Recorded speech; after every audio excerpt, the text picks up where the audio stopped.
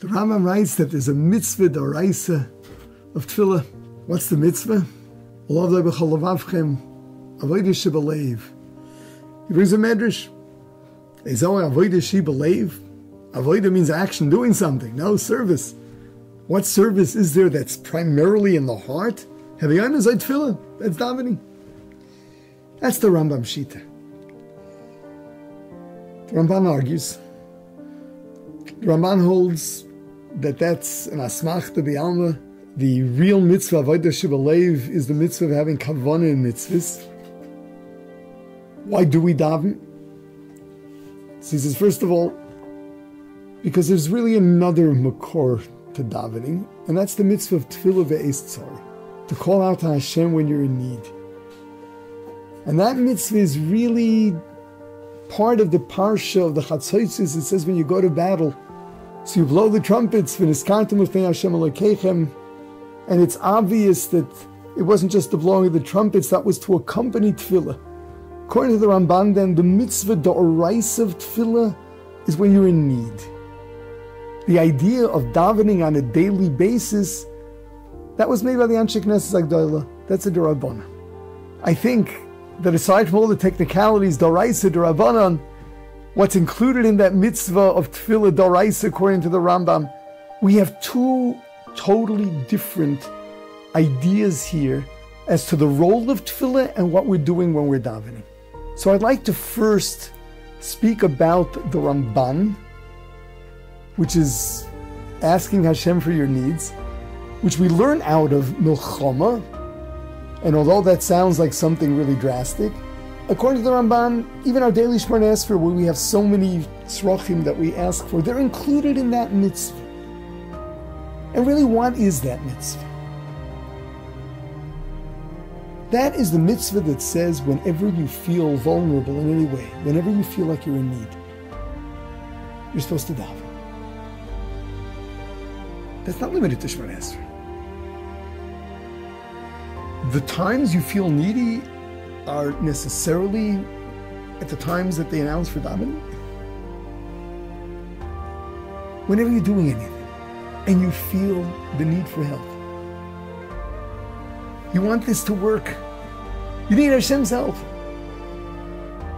There's a mitzvah deoraisa to talk to Hashem. There's a mitzvah deoraisa to ask for help. Now, there are several different components to this mitzvah. The very, very first thing is a recognition that the Rebbeinu Hashem is really there. He's there. You can talk to him. He listens. That's one. Second, that he's the address. He's the one that can make the difference. He more than absolutely anything else. And of course, the third, which is that there's an obligation to turn to him as an expression of our Emunah, our confidence that Hashem is really there and is the address to turn to. So let's begin there. You know, we grow up with Emunah. You learn Emunah. How real is Emunah to you? How real is Emunah? Do you really feel that Hashem's there? Yeah, of course, I'm not an atheist. I know the world was created. No. Do you feel that Hashem is involved in your life? Do you feel that Hashem is actually involved in running the world? Feel means that not just in your brain, that if called upon you would say, yes, I believe. Do you live with that consciousness? Do you live with that consciousness? You got to, because that's reality. That is reality. I want to go a step further. You know, everyone in the mitzvahs has an age of chinuch. When a child is capable of fulfilling a mitzvah, that is the point at which we're supposed to introduce the mitzvah to him. So it was when he can do the mitzvah. So, for example, lulav, it says when he's capable of using odel and anea, he knows how to shake the lulav, he can do the nanuim. At that point, you give him a lulav. I guess he can do the nanuim correctly without taking anyone's eyes out or breaking the lulav. What's the shear when it comes to brachas? At what age do you introduce brachas to kids? So I know some people in Jerusalem quite young, the gun, in gun. In kindergarten, they teach them brachas. Their older siblings teach them brachas. But what do Chazal say? Listen, what do Chazal say? At what age is a child capable of doing the Maisa Mitzvah, of making a bracha? Yodea lemi mevorchim. When he knows whom we're saying this bracha to. When he knows whom we're being mevorech. That means the Maisa HaMitzvah of making a bracha. Not just the kavanah. It doesn't say with everything else that only when the child is old enough to have kavanah, that's when you teach him to lulav. All the different mitzvahs. If he's not a yedei mevorech, just a matter of reciting a bracha, he has not higil chinuch. He's not higil chinuch yet. He can't possibly do the act of the mitzvah. He can't do. The act of the mitzvah is to be mevorech Hashem. With tefillah, Reb Chaim Brisker says it's the same thing.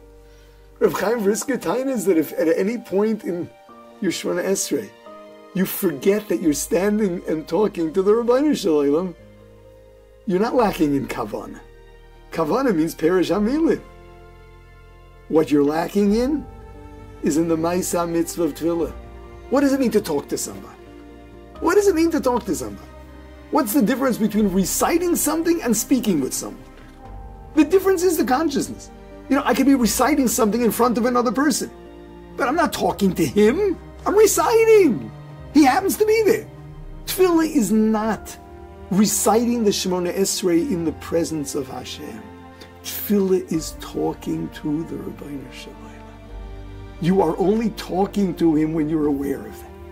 So in all of Tefillah, number one, it's got to be clear to us the Avoda Shebalev is listening. Mik Hashem Elokeinu Bechol Kareinu Elav. Wherever we are, we can talk to the Avoda Shebalev. He's really, really there. And he listens. And he's interested in hearing from us.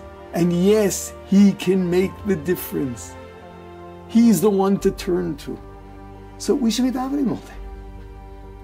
Everything you're doing. You need help?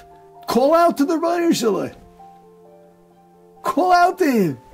As a kid, I remember there was no such thing as something going into the oven without a tefillah. If it's a cake, it can flop. You need siyata d'shmaya. Everything has to come with a tefillah. Everything you need. So very much like with brachas, we teach our young kids to daven, often before they understand what davening is about altogether. Whether or not the Avoda Shebalev is part of their lives yet. We teach davening often before we really teach Emunah. And then they get into the habit of reading from a siddur, maybe shaking back and forth, and that's tefillah. But that's not the mitzvah of tefillah. So from the youngest age, we develop this terrible habit of tefillah being a ritual.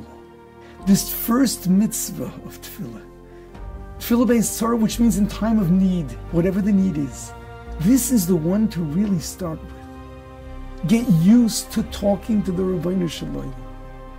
Whatever it is, big or small, talk to the Avoda Shebalev. Of course, a business venture. Getting somewhere on time. Stuck in traffic. For things to move on. I'm running late. Daven to the Avoda Shebalev. He's the address. He is the address. Of course, you want to feel better than you're feeling. You wake up sneezing. Daven to the Avoda Shebalev. Talk to him. Talk to him. Without it, it's not tefillah. With it, you're living with the Avoda Shebalev. All day long, you're living with the Avoda Shebalev. You're talking to him. You're calling out to him. And then when davening time comes along, you're used to it. So that when you daven, it's not just a ritual.